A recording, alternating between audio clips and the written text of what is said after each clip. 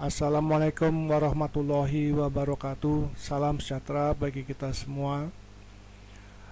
Semoga kita semua selalu dalam kondisi sehat walafiat. Amin. Baik, untuk materi perkuliahan kali ini kita akan sama-sama membahas tentang Context and Dynamics of Social Interaction and Information Search in Decision Making for Discretionary Travel. Artinya dinamika dan lingkup dalam interaksi sosial serta pencarian informasi untuk pengambilan keputusan tentang kepastian perjalanan wisata. Ya. Untuk itu perlu kita ketahui bahwa pembuatan keputusan wisatawan melalui tahapan dinamika mental yang dipengaruhi oleh kondisi internal wisatawan atau intrapersonal. Di antaranya adalah hambatan-hambatan yang dia miliki, kemudian mood, emosi, dan sumber-sumber informasi dari luar melalui interaksi sosial dan pencarian informasi lewat media. Dengan memahami dinamika pembuatan keputusan wisatawan, maka dapat memahami proses perubahan mental wisatawan mulai dari awal kebutuhan berwisata sampai dengan keputusan berangkat berwisata. Nah, dalam skemanya itu adalah seperti ini. Ini kelihatan sangat rumit ya untuk difahami, di mana pada intinya adalah bahwa terdapat dua sisi, yaitu sisi di sini adalah internal individu dan di sini faktor eksternal yang mempengaruhi keputusan individu atau wisatawan.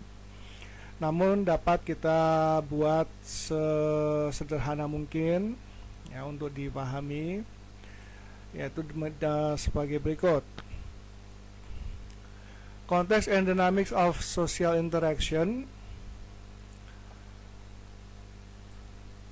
ini dapat difahami sebagai awalnya adalah mental set 0 misalkan. Ya, setiap orang mengalami mental set 0 dalam setiap pembuatan keputusan. Artinya belum ada informasi apapun yang diterima sehingga kondisi mental itu settingnya 0 ya. Kemudian ketika seseorang mempunyai kebutuhan yang urgent ya, contohnya kebutuhan yang mendesak atau kebutuhan yang penting, kalau dalam hal ini adalah konteksnya adalah pariwisata, maka ada beberapa sumber informasi yang akan memberikan dukungan terhadap kebutuhan ini, yaitu social interaction adalah interaksi sosial, yaitu interaksi dengan orang lain. Ini sudah kita bicarakan sebelumnya. Kemudian selain interaksi sosial, itu adalah information search, yaitu pencarian informasi lewat media. Kalau ini adalah lewat manusia, yang ini lewat media. Nah, tahapan ini akan merupakan suatu masukan bagi individu atau wisatawan, calon wisatawan. Dia mencari informasi keluar, kemudian didapatkan masukan ya. Kemudian ini lewat social interaction, kemudian lewat media, searching, browsing ya, atau dilihat di majalah-majalah, brosur-brosur dan lain sebagainya. Setelah itu dia dapat informasi baru, maka kondisi mental ini akan berubah menjadi mental set 1 ya. Dia tidak menjadi orang yang sama. Kita semua tidak pernah menjadi orang yang sama. Karena setelah kita mendapat informasi baru, kita menjadi orang yang sudah berbeda dengan tambahan informasi baru. Kemudian pada saat seseorang sudah mempunyai mental set pertama S1 ini, dia masih mencari informasi lagi melalui orang dan melalui media. Contoh, ya. Kemudian informasi itu masuk di dalam long term memory, diingat terus, ya, diingat. Namun demikian, tidak selalu semua informasi itu diterima karena ada saringannya, yaitu saringannya sikap, nilai-nilai sosiodemografik atau status sosial ekonomi dan lain sebagainya, pengalaman, penggunaan informasi atau kegunaannya, apa yang akan dia gunakan, informasi tersebut digunakan untuk apa. Nah, artinya sikap, kalau dia mempunyai sikap positif terhadap informasi, maka informasi terus akan diterima, disimpan dalam ingatan. Kemudian nilai-nilai, values, ketika nih informasi itu sesuai dengan nilai-nilai, ya, atau values, artinya informasi ini baik, informasi ini positif, sesuai dengan apa yang saya butuhkan, maka kalau informasi ini sesuai dengan nilai-nilainya, maka akan diterima dan disimpan atau diingat. Kemudian status ekonomi sosial juga akan mempengaruhi penyaringan informasi. Contoh misalkan seseorang yang ekonomi atau berpendapatan menengah ke atas, misalkan dia akan cenderung mencari informasi yang sesuai dengan pendapatan dia. Ya, kelas-kelas ekonomi mungkin tidak termasuk di dalam informasi yang dia cari. Dia mencari kelas-kelas yang di atas kelas-kelas ekonomi. Sebaliknya, mereka yang ekonomi menengah ke bawah mungkin akan berbeda juga. Ya, harga-harga tiket yang mahal mungkin tidak terlalu dalam pertimbangannya untuk dibeli, sehingga informasi itu akan cenderung diabaikan. Kemudian pengalaman ini juga akan mempengaruhi seseorang untuk menyaring informasi. Menurut pengalaman dia, informasi tersebut baik, maka akan diterima. Kemudian kalau dia mengatakan atau pengalamannya masa lalunya itu mengatakan itu tidak bagus informasinya, maka dia tidak akan menerima atau mengingat informasi tersebut. Kemudian penggunaan informasi, apakah informasi ini berguna atau tidak. Kalau itu berguna, maka dia akan menerima dan mengingat. Kemudian kalau tidak berguna, maka dia cenderung akan mengabaikan atau melupakan. Nah, demikian, ya. Jadi orang akan mencari informasi, interaksi lewat social interaction, mendapatkan masukan, kemudian mencari lagi lewat media, mendapatkan masukan lagi. Kemudian apa? Berubah lagi menjadi mental set kedua. Ya. Nah, informasi-informasi penting ini ada yang disaring, ya, melalui saringan dan kemudian disimpan ke dalam long term memory. Juga mereka akan mempertimbangkan mempertimbangkan hambatan-hambatan di dalam diri dia, kemudian dengan orang lain, hambatan-hambatan struktural, misalkan cuaca. Ini akan kita bahas nanti setelah topik ini, ya. Baik. Nah, intinya adalah setiap orang akan mengalami perubahan mental set ketika sudah mendapatkan informasi dari luar lewat social interaction dan juga information search atau mencari informasi lewat media. Ya, setiap kali mendapat informasi baru, maka mental set akan cenderung berubah. Ya, sudah pasti berubah. Kita tidak pernah menjadi orang yang sama. Baik, dalam konteks pariwisata, itu setelah mendapat informasi baru berubah lagi menjadi mental set ketiga, dan seterusnya.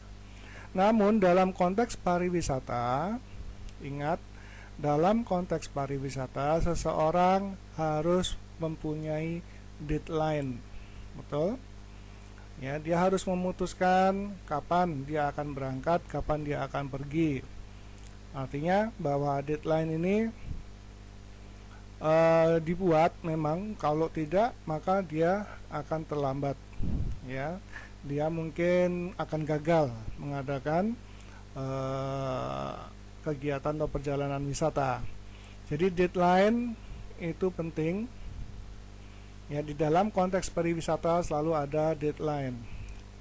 Ya, tentukan deadline-nya, kemudian baru dia akan membeli tiketnya atau membeli sarana yang dibutuhkan atau bahan-bahan yang dibutuhkan, oleh-oleh dan lain sebagainya. Sehingga keputusan harus dibuat, pergi atau tidak. Ya. Jadi dalam pariwisata itu selalu ada deadline. Nah, dalam konteks ini, pada pariwisata ini selalu ada deadline.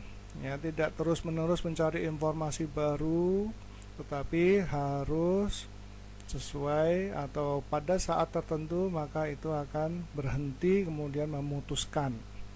Nah, di sini ya, bedanya dengan pembuatan keputusan yang lain.